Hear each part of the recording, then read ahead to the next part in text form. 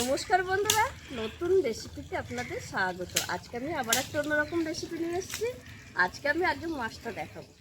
এই দেখুন বন্ধুরা, কত বড় রুই মাছ। এটা 2 কেজি ওজনের রুই মাছ, আর একদম বড় সাইজ মনে হয়, পেটে একটু ডিমও আছে। এই মাছটা আমি প্রথমে কেটে ধুয়ে রান্নাঘরে যাব, তারপর বলবো আমি কী দিয়ে রান্না করব। আর মাছটা দেখুন বন্ধুরা, আঁশগুলো দেখুন। আমি একটা চামচ নিয়েছি, চামচের সাহায্যে আঁশটা ছাড়াবো, দিয়ে কেটে নেব। দেখুন বন্ধুরা, আঁশ ছাড়িয়ে নিয়েছি। এবার আমি মাছটা কেটে নেব। প্রথমে মাথাটা কেটে নেব।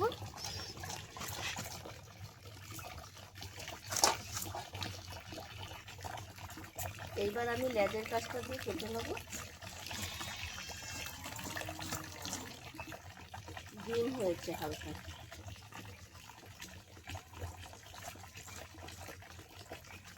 এইভাবে আমি মাছটা সব কেটে নেব। বর্ষার উনুন ধরতে খুব টাইম লাগে আর খুব ধোঁয়া হয়। মাছ সব কেটে দিয়ে নিয়ে এসেছি। আজকে আমি করে দেখাবো কাশ্মীরি রুই। কাশ্মীরি রুই কীভাবে রান্না করব, প্রথম থেকে শেষ পর্যন্ত ভিডিওটা দেখবেন, স্কিপ করবেন না। আর ভিডিও ভালো লাগলে লাইক শেয়ার সাবস্ক্রাইব করতে একদমই ভুলবেন না। কাশ্মীরি রুইয়ের জন্য যে 1 থালা মাছ নিয়ে নিয়েছি, আর মাথা রেখে দিয়েছি, অল্প একটু ডিম ছিল সেটাও রেখে দিয়েছি। আর এখানে নিয়ে নিয়েছি পেঁয়াজ কুচি, কাজু বাদাম বাটা, আদা রসুন বাটা, ঘি, চিনি, গোলমরিচ গুঁড়ো, টমেটো সস, কাশ্মীরি লঙ্কার গুঁড়ো, গোটা গরম মশলা, সাদা তেল, টক দই, লবণ, হলুদ গুঁড়ো, জিরের গুঁড়ো আর কালো জিরে। আজকে আমি লঙ্কার গুঁড়ো ব্যবহার করব না। আজকে রান্নাটা আমি কাশ্মীরি লঙ্কার গুঁড়ো আর গোলমরিচ দিয়েই করবো। যেহেতু একটু কাশ্মীরি রুই, তাই কাশ্মীরি লঙ্কার গুঁড়োটা বেশি পরিমাণে লাগবে। আমি প্রথমে মাছটার মধ্যে একটু লবণ,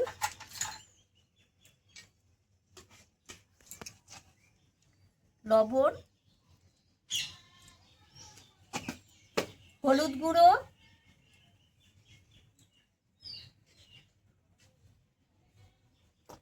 গোলমরিচ গুঁড়ো আর কাশ্মীরি লঙ্কার গুঁড়ো একটু মাখিয়ে নেব। দেখতেও ভালো লাগবে, খেতেও ভালো লাগবে।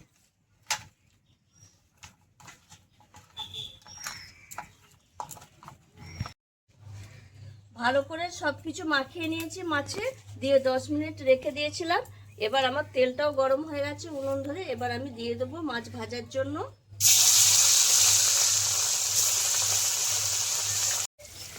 মাছ সব ভাজা হয়ে গেছে, লাল লাল করে তুলে নিচ্ছি। কত সুন্দর লাগছে দেখুন। আর এই মাছ ভাজা খেতেও খুব সুন্দর লাগবে। আমি যেভাবে গোলমরিচ আর কাশ্মীরি লঙ্কার গুঁড়ো মাখিয়েছি, এইবার আমি এই তেলের মধ্যেই ফোড়নে দিয়ে দেবো তেজপাতা, গোটা গরম মশলা, এলাচ, লবঙ্গ, দারচিনি, কুচিয়ে রাখা পেঁয়াজটা দিয়ে পেঁয়াজটা একটু ভালো করে ভেজে নেব। পেঁয়াজগুলো আমি একটু লাল লাল করে ভেজে নিয়েছি।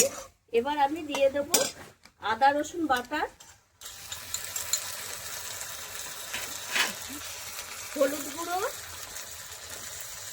জিরের গুঁড়ো, স্বাদ ব্যালেন্সের জন্য একটু চিনি দেবো। যেহেতু টক দই দেবো, তার জন্য একটু চিনি দিলাম। আর দিয়ে দেবো স্বাদ মতো লবণ।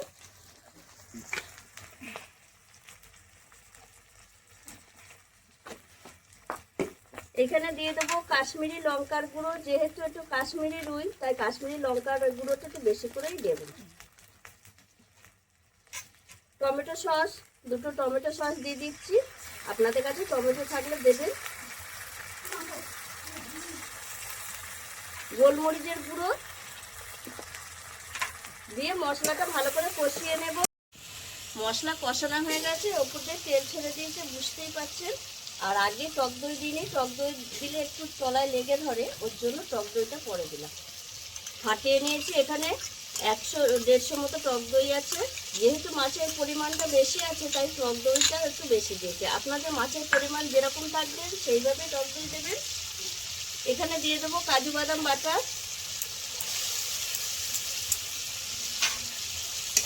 একটু নেড়ে ফেড়ে নেব। 2 মিনিট মতো এরকম একটু মিশিয়ে নেব।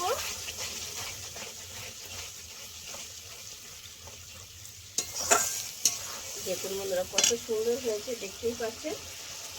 এবার আমি বাটি ধরে জল দিয়ে দেবো।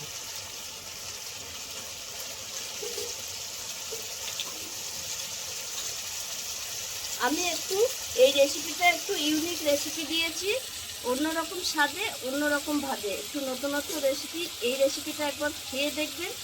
রুই মাছের ঝোল ঝাল পোস্ত একঘেয়েমি ভালো লাগে না, মাঝে মধ্যে এরকম একটা নতুন রেসিপি করলে খুবই ভালো লাগে।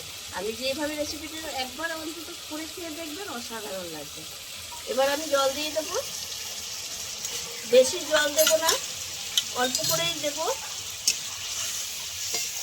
ঝোলটা একটু ফুটে উঠলে আমি মাছটা দেবো। ঝোল ফুটে উঠেছে, এবার আমি মাছগুলো ভেজে রাখা মাছগুলো দিয়ে দেবো। এখানে 1.5 কেজির মতো মাছ আছে, এটা দিয়ে দেবো। আর মাথা নিয়ে 2 কেজি, ওর জন্য আমি 150 মতো টক দই দিয়েছি। যতটা পরিমাণে মাছ থাকবে সেরকম পরিমাণে আপনারা টক দইটা দেবেন। যদি 1 কেজি মাছ রান্না করেন তাহলে 100 টক দই দিলেই হবে। 2 মিনিট মতো মাছটা একটু ফুটিয়ে দেবো ঝোলের সঙ্গে। দেখুন বন্ধুরা, 2 মিনিট ফুটে উঠেছে। এবার আমি এটা দিয়ে দেবো, নামাবার আগে একটু ঘি দিয়ে দেবো। ঘিটা জমে গেছে।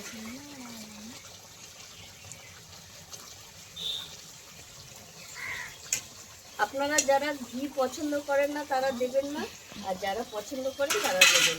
ঘিটা দিলে ফ্লেভারটা আরও সুন্দর আসে। আর কাশ্মীরি রুই খেতেই অসাধারণ লাগবে, একটা নতুনত্ব রেসিপি, আর অসাধারণ লাগবে খেতে। একবার হলেও করে খেয়ে দেখবেন।